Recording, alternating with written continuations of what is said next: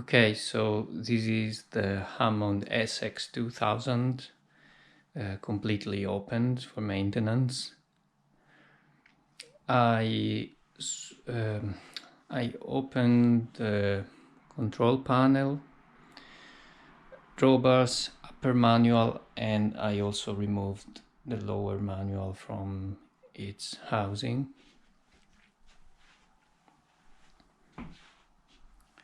So I also opened the upper and lower back panels.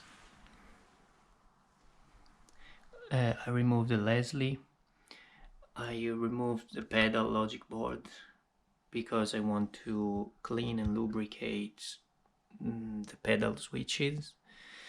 You can see the amplifier there with the transformer and big capacitors. So it's quite easy to open. It's quite modular and like thought for my maintenance. Basically you remove these two screws here. There's an upper panel that was sitting over here.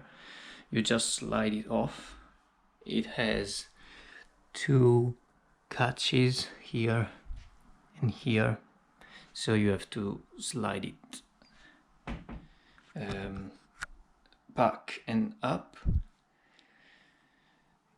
These three screws here, they are tapping screws, so because they go into the wooden panel, which is MDF actually. These two instead they're not tapping, they just screw into this tapped metal, threaded metal plate. So to remove the upper panel, it's just a matter of removing two screws, one and one here. They are quite long, so they are accessible from below. One here and one here.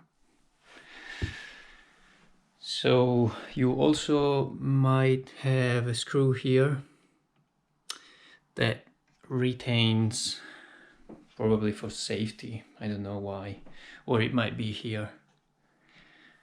I found just one, and you have to remove that as well to swing the top panel open.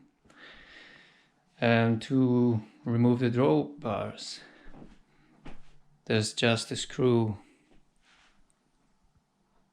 here, so it's not very well visible, but it's just a couple of screws either side. They're quite obvious.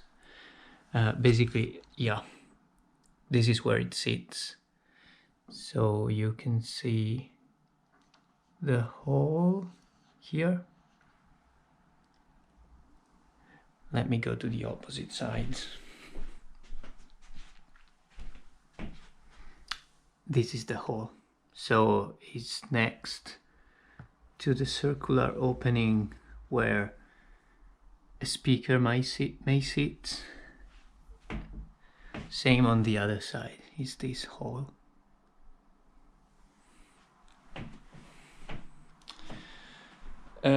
For once you've raised the drawbars, you can raise the upper manual. You have just to remove these two screws, 1 and 2, from below, and they are the closest ones. The one closest to the thing here. You can see the speaker in transparency is quite large, and they're just two screws. Here are all the screws. So okay, so these are for the back panel, the tapping screws, and the metal ones, the one that go into the threads, the two long screws for the top control panel, so this one, plus the retaining screw, two short screws for the drawbar, two slightly longer ones for the upper manual, and 6 for the lower manual. I will show you now. So the lower manual is fixed, is not swinging like the others, you just lift it. Now it looks like it's swung open, but it's actually lying against the edge of the board, which is not ideal. I think if you remove this flat cable, it just can go away. You can take it somewhere else to do maintenance on this assembly. And also probably this one probably comes up because it's not, you can see the hole here is not, it has an exit. There's still a bit of dust inside. And so 6 screws to hold down the lower manual, and you can see the holes here. One here, 2, 1, and 1 behind there. They are just below. So 1, 2, 3, 4, 5, and 6. They're pretty obvious when you know where they are. And so in this way everything is accessible. I cleaned, there was a lot of dust here, so I cleaned with vacuum cleaner and brush very carefully. I forgot to clean here, but I will do that. For the lower panel, there's another video explaining how to remove it.